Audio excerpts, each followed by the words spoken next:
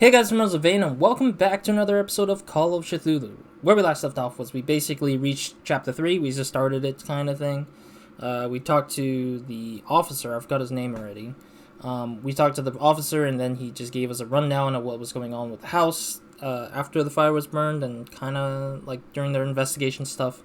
I'm feeling a lot better compared to the first 3 episodes of the series, which kind of sucks that I started off sick a little bit, or not feeling well. My throat's kind of normal, a little bit scuffed because it's morning, but at the same time, I haven't spoken a lot. I've actually sat down and just tried to quiet down a lot. A lot of the times, over the days after my most recent recordings, which is 2 days ago or something like that, because I have to record a lot because I want to get done with some stuff because there is not an expectation, but a expected thing that I have to deal with soon, which is personal, but it's not related to me. It's not directly involving me, but it's kind of involving me, and I want to make sure that I am ahead of the curve because I might not have time to get through the thing, get through these recordings. So I wanted to kind of get them ahead early. So yeah, new day, trying to get through a lot more recordings, be over prepared for what's ahead. Because I feel like things are not going to be easy for the next month or so for me a little bit. But of course, I'll be very happy because it's also the new Lunar New Year. So we're going to have some change of another calendar year for another calendar type. But anyways, Call of Cthulhu, let's continue. Jeez, it was loud. We're going to try to get through this as much as possible. I'm going to try to get through the gameplay as much as possible, of course. So far, I'll say I really enjoy this. I know the game is kind of mixed on some people, and I can see why too as well. I think that this game has some interesting stuff, but I think that the game definitely has a lot to itself. I feel like to some capacity, not a whole lot, but enough for you to kind of dive into it and be like, oh, okay, there's these smaller areas. I think the game, being that it's a narrative RPG, kind of feels like I forgot I could run. Kind of feels like Vampires the Masquerade a little bit. Oh, there's nothing here. I was right to go and to go off into a different area here. Small wooden whale, figurine of a whale carved with wood. It's sort of a toy that sailors made for their Trojan. Okay, we got some new clues somehow, for some reason, by the lighthouse. This is a good view, too. I can't take a picture because there's no photo mode. I don't know. These days, I do like games with photo modes. This looks like a body for some reason. These days, I just really love photo modes, or at least an access to have, a photo mode style, looking, turn off all UIs and just take a snapshot kind of style of things. But yeah, I mean, games nowadays, depending on which one you play, some recently fallen. It's as if all life has abandoned the place. God, that was loud. I just left it on loud or something. It just starts speaking. But yeah, it's nowadays games can either have too much HUD UI or that there's games with no HUD UIs or minimal of HUD UIs, and it's kind of crazy to see that people will complain about one or the other. This one is minimal, of course, but my take on it is that it depends. If the game needs the UI, it's needed. If it's not, then obviously learn to minimize it, or oh gosh, is that the cop? Okay. I was I didn't follow directions with where the cop went. Oh. Investigation. Bradley was right. This place is much older than I imagined. Alright. So investigation kind of gave us somewhat something. I don't think it really gave us information much. Alright. I want to examine the space a little bit just because I want to make sure I didn't miss any clues. I don't really know how the investigation will play out in this game, though, because there's not a sign of saying how. This game doesn't make me feel like I know what's going to happen at the end. How does this whole thing wrap up? That's the question to myself. But I'll probably go there later. I'll follow the cop first, just to let him do whatever he's doing. Or to reach the cop, let him walk away or disappear from this map, because I feel like he will eventually.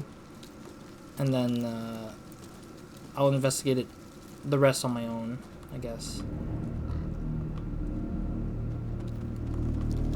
That's not the manner, buddy. Oh, so he's just gonna sit here, I guess? I see, so these are the graves. Oh. There you go. Charles Hawkins' grave. Who could have done this? I told you. Silas Winchester is still watching over the Hawkins family.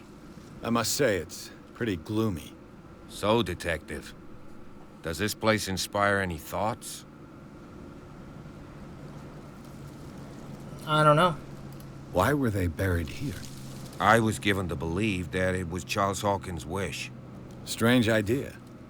I imagine Webster wasn't too pleased. Mrs. Hawkins' father? It's said that he's devastated.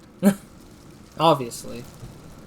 I hope this doesn't mean I'm forced to leave after just seeing, what, like, a small speck of the land? Let's go to the mansion. Oh, I see. Okay. Please give me a minute. I didn't expect to set foot back here after the burial. What kind of deranged individual would defile this sanctuary? Oh, really? Steal a burnt painting? I don't see Silas doing such a thing. Let alone allowing it. Even that broad baker is above that. Lord, have pity on this poor family.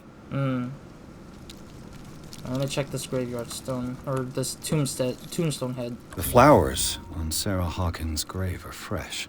The old caretaker must be very attached to her. I mean, it makes sense that he's attached to her, because they said that he was there for a long time. And the manor belonged to the mother, of course.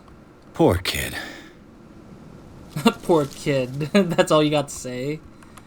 God. I don't know. I wouldn't say poor kid in this scenario. I would just be like, damn, even the kid had to go. Or something like that. Like, wish it hadn't been the kid as well. Or something like that. Like, poor kid just feels so vague. But definitely somebody did desecrate the husband's burial, which kind of sucks as much as anything else. Alright, I can't tell if there's anything else. I'm wondering if the stats... Sorry, I'm trying to figure out what was the menu button for... Okay, it was J, okay. Yeah, because I forgot what was the button menu to this particular menu. Okay, we got 4 CP, still got 4 character points. I think that if I had spots hidden upgraded, I could probably see some more things in the map, but I'm holding that back again, as I said, for other stuff I want to get. I think we saw this in the last episode. Yeah, we checked out these information. It just didn't mark it because reasons. Yeah, it just didn't mark it on the map for me because, or mark the menu because I didn't save after leaving the game. Alright. I don't think there's anything more here, so we'll probably have to make our way up here without the cop for now. Yeah, he's just gonna stand there forever, I guess.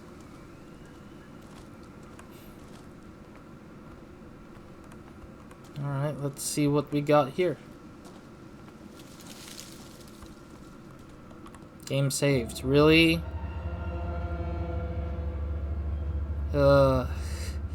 When the game saves, it's just not great. When it comes to horror games, when game saves, you know that something's gonna happen. But also, I love the sights of the lighthouse. The lighthouse is a really cool, like, monument, I guess I would call it. The centerpiece of this whole story. Where, like, it's the one focal point that you would always come back to when you're outside of the, where you're out on the island. It's like the one thing you'll always see, kind of like the one thing to pull you in to where you are in the map. But obviously I don't think you'll see it everywhere, I guess, because this game probably didn't have the chance to do that. Or didn't have the chance to make that happen. Oh, I was gonna say it earlier, but I forgot about it. I forgot the conversation for some dumb reason. But I think this game got the size of it, because I know that the game is splitting each game level in chunks, small chunks. It reminds me a lot and greatly about how being a narrative RPG, it's kind of similar to like... This entrance is still in use. Oh, come on, I didn't get to check the front door. Oh, jeez. Whoa! Okay. You are trying to force the door, you nosy prick! Oh, Easy, Silas. sir, all right? Put down the axe. You know what we do with rubble like you? We gut them. Dump them into the ocean. Whoa.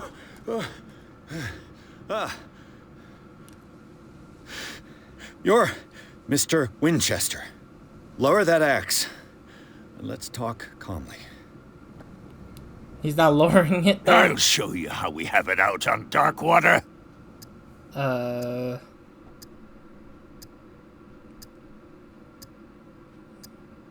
You haven't forgiven yourself. You stay here to honor the memory of the deceased. That's true. I want no more violence. No more tragedy. It's painful to be the last one left. You don't know how right you are. Understood. I'm listening. Oh, really? That's... The police report describes a domestic accident. But Stephen Webster has several reasons to believe that this may not be the case. Webster is as stubborn as an old mule. And I did tell him that we should let the dead rest in peace. He wants to restore the reputation of his daughter. I just need to see where the fire started. No, I can't let you in. The mansion isn't safe. That's why you barricaded the entrance. That's right. And this door? It's locked. And I make sure it stays that way. Probably related to the cult situation that we've been seeing a little bit of, so I'm guessing that's where the pathway leads, but he thinks that the whatever behind that door is kind of probably very dangerous. But no, to finish off my thought, I keep getting cut off by the game, but yes, being a narrative RPG, it reminds me of a game of Vampires Masquerade Bloodlines, where they section off miniature open world style like level design, where it's like kind of Skyrim-esque, but it's like way more smaller and way more like verticality based a little bit. And I can kind of see why I like the approach of RPGs when they keep the scale small, but it's not too small. But here it's a little bit uberly small, considering how you're very stuck to the section. But I think it's easy for a level designer to work in this space to build a more concise RPG. I think even Dishonored does the same thing, where it's just like not a whole big open world, but like a very vertical based level design approach. And that's what I like about this kind of game so far, is like it's that tightness of the level design. I know some people might not like how tight it is and that there's not too much things going on, but that's the way this game is a narrative RPG. It's very very oriented to conversations versus combat, which I'm pretty sure this game literally eliminates the whole idea of having any combat in this game.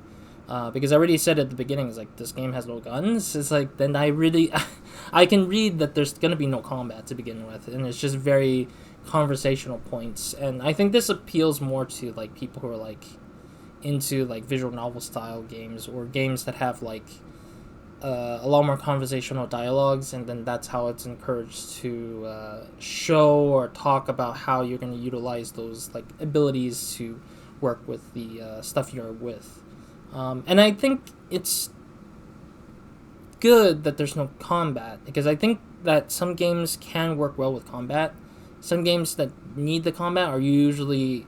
It's really hard to design something that's really good for narrative at the same time having enough combat. And like that, this happens a lot with like really good games that are like narrative heavy. Like I played Pillars of Eternity, and that one has some decent combat. Not the worst combat, it's decent. It's a little bit hard to work with, but it's like, it's not the most appealing point to the game. It's the fact that the choices you make are very important, and I like that for Pillars of Eternity. And even Witcher 3. The combat's not the best in the world. It's just serviceable to get the point across that you're playing as Geralt, that has abilities and can fight and such. But the sticking point is the decisions you make and the story that comes with it. That's just really beautiful and amazing. But it's just that the combat's just there, just to service you to hunting animals and killing things and stuff like that. So I think that this game taking away the combat is needed just to make sure that they can finish the project without having to stick this project into like a 5-10 year cycle where it's just like trying to figure out how well the combat works and how the abilities work with the stats and stuff like that, or whatever weapon that works with it has to affect the stats.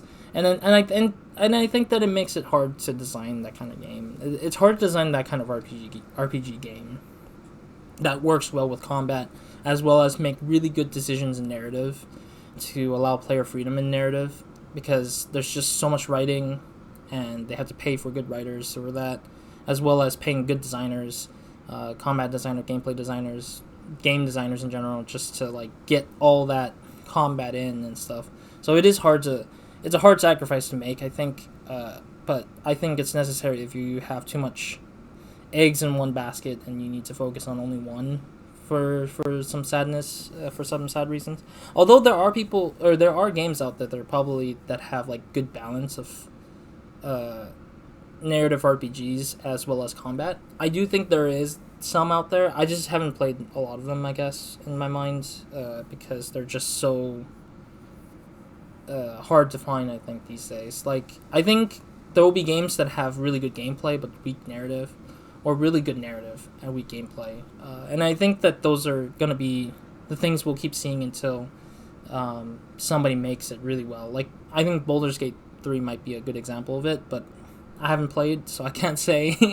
I mean, Baldur's Gate 3 is the most recent thing that I feel like probably hits the mark of being pretty balanced, but that took time. That takes about 5-10 years to complete. So that's kind of the expectation, is that if you have a big sizable team and you have 5-10 years, beautiful. It'll work out properly. But I think that if it's like small team and you say 5-10 years, maybe even less, let's say 5 years, you're gonna make a mess. Honestly, truth be told, that's what I think. But if you do have a lot of people and you have a lot of time, you'll do good. And also have good mindsets. I think leadership mindset is pretty important too. Anyways, want to get rid of me? The sooner I carry out my investigation, the sooner I wrap up the case and return to Boston. After which, you'll never hear of me again. Huh.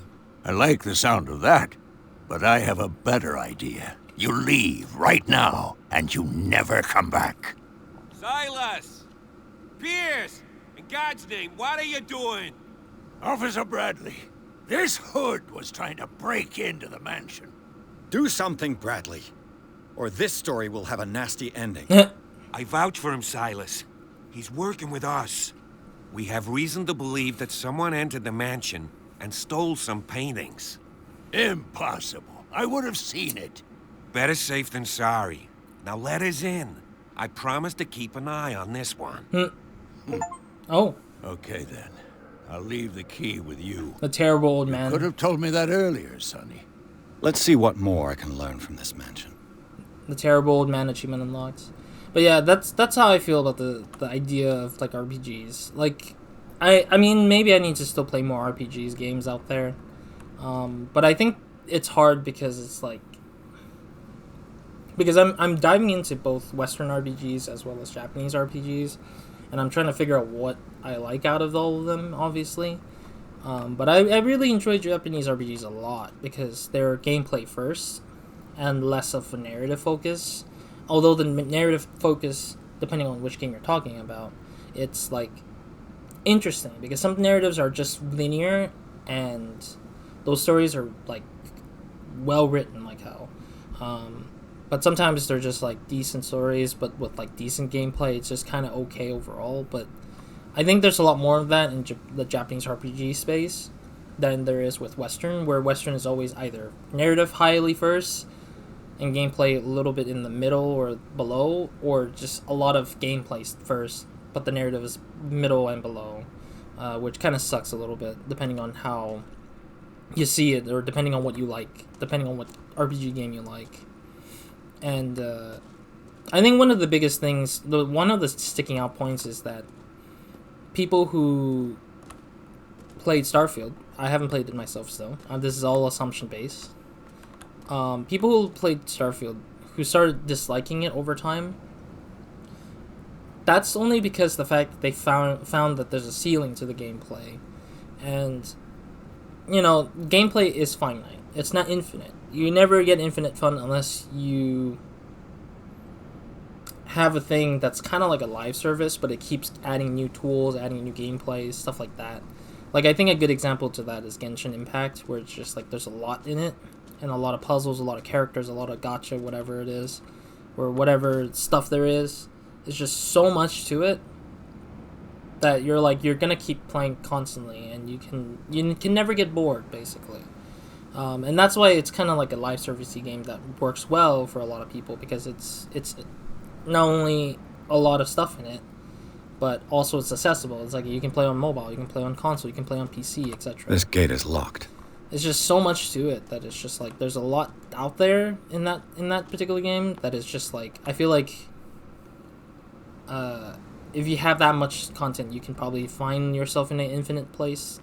But then, of course, gameplay being finite is a thing, because everyone can't design dynamically and make a thing go forever, But I mean, even if you play something like a procedurally developed game, eventually you'll hit a finite point. Eventually, because you'll realize the pattern and you'll realize some stuff.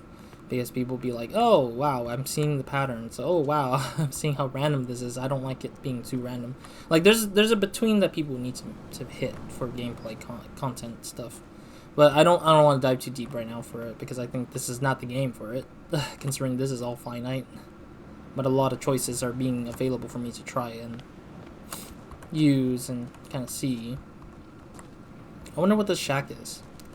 But yeah, overall, that's how I feel about RPGs. It's just like either gameplay or narrative, but not so far any that is like really, or not so far a lot that are like balanced in both narrative and gameplay so far, that I'm just like, yeah, that's the one that's like definitively, needs more of, which I can't say because I haven't played enough. Is this a ramp on purpose? I'm wondering. Oh, I see. It's blocked off because it was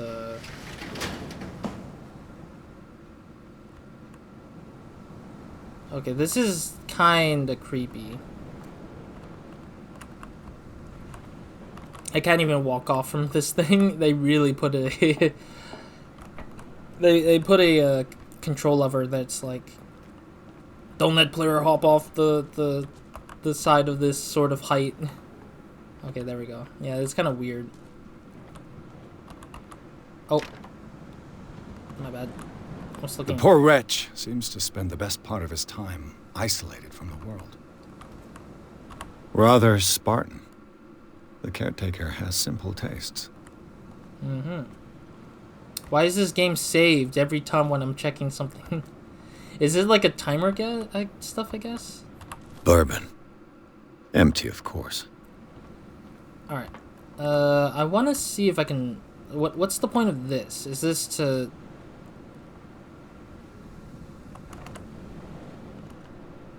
I'm guessing later on when Silas comes around to this shack of his, I guess this is... I'm guessing this is his shack. Then we can spy on him to see what he thinks or what he's saying. Alright. I mean, that will probably be a future waiting, I guess, for me. When he comes back to his shack. And we get to hear what he has to say or something. Or maybe I didn't make the choice to make him go back here and we can just listen to him here. But, like, if we fail to convince him that we're here just to check up on the family stuff. Where did Silas go? Pierce, shall we enter? Actually, I didn't get to check the front door, though. They didn't let me check the front door before anything else. I didn't check the other options as much because I didn't have enough time to think about it. But, yeah, I did not know the door was barricaded. You could have just said, like, hey, I didn't want to check the front door. I wish they did do a different choice with that, where it's like, oh, if you didn't check the front door, which is an easy check to see if you checked the front door or not. They could have changed the dialogue slightly, but... I'll have to find another entrance. Yeah. It was assumed that the front entrance was closed, but... I don't know. Alright, let's get in... No, let's talk to the officer, and then we'll go inside. Yo, yo, yo. Now that you finish your fun and games with Silas, we can perhaps inspect the mansion. You're right. Let's go. Pierce, shall we enter? Yeah. Oh. I keep hating the fact that it's like... Let's take a look inside. I'm with you. Is holding down the button supposed to be a fact that you're saying you're confirming you're gonna go inside, or is it just holding down because you're like going inside and examining things? I don't like the fact that you have to hold down the button to use, because it's like, yeah, I'm here to check the thing off. Really? Really? If it's like a choice that needs to be made, like a hard choice that saves, then maybe do a hold button, but even then I don't even know if that's the case. It bothers me that I had to hold down a button to interact. It's like, yeah, of course I want to interact with this thing. Pierce and Officer Bradley explored the gardens of the Hawkins mansion. The family lies in the graveyard of the property, guarded by Silas Winchester, the old caretaker, still faithful to his employers. Keeps watch on the place, armed with an axe. Pierce and Bradley manage to calm him down and finally get a hold of the key to the Hawkins mansion. They enter the building looking for the scene of the fire. I'm guessing this is like a recap summary every time. Follow me. So I know the place. I like that they have recaps. Who left this light on? I have a bad feeling it's the cult. Oh, one more CP away. One more character point away. I gotta stop saying CP. I really hate that, because CP is the same initial as the other bad thing. If you're wondering, I don't mean to think that way, but it's just I found out because Cyberpunk 2077, when they were doing when somebody was on like Twitter, there was a joke on Twitter that somebody was like saying they were initializing Cyberpunk, and they're like, "Dear God, no, stop!" The way you said it is just, or the way that's phrased. The Last Supper of the Hawkins. What does this tell me? Oh, we can reconstruction. Okay. We need to find the clues first before we reconstruct whatever it is. I like how you pull out a lighter just when that happened. Oh. Sarah Hawkins painted herself with her son, Simon, ready to go somewhere, but without Charles. Maybe that's why Charles's grave is desecrated a little bit, maybe? Like, maybe that's the reason why Charles is, like, being left out, is because he just has a bad... Or he's been a bad person to them or something. Like an abusive father or a corrupted father or whatever. Okay, we're not supposed to be out here yet. Okay. So reconstruction is only in here. Oh, I had to hold it. Okay. No, wait. I don't even have a single clue, though. Oh, I see. It's to reconstruct the scene of dinner table to just let us see what we're supposed to see, I guess. This roast.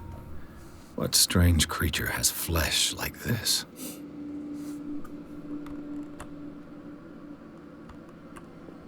I can't say. It looks like a weird monster-looking thing. This place is for the head of the family. Yeah. Charles Hawkins. Probably very frustrated about something happening. I did see a broken plate here, so I'm wondering if that has anything to do with Charles doing whatever he's doing. The boy was probably here. Smashed his plate on the floor. Oh. Anything else I can see without knowing? No mother. Oh, there she is. Never mind. Found it. Sarah Hawkins' plate. Why did she leave it untouched? Probably not hungry or just wanting Something to happened at this table. An argument? But it is interesting because the kid is in the room with the parents arguing. Alright. I'm guessing we're leaving it. We're leaving reconstruction. Hey, Pierce. Whoa. Daydreaming again? Working, officer. This dinner table tells us a lot about the Hawkins family life. Well, we don't have all day. The scene of the fire is next door. Oh? It's also interesting because the whole room is now slightly different, probably because of it, because of things. I like the lighter effect though. It's kind of weird though. It's a weird vibe thing where the lighter is like very important to how to see stuff. But all right, we got one more character point left to get to the next level up. Pause and read this. I'm not gonna read this because I know we just went through the scene for the Last Supper. Yeah, the key. Forgot about the key already. Alright. I'm probably going to end it here for now. Next episode, let's continue this investigation in the manor. And then we'll see what happens then. I need to clear my nose. It's just kind of stuffed up now because I haven't talked much in a long time. So my nose is kind of getting back to the groove of being stuffed up every time I talk too much. Anyways, thank you guys for watching. I'll see you guys in the next episode where another video minds. Roz out.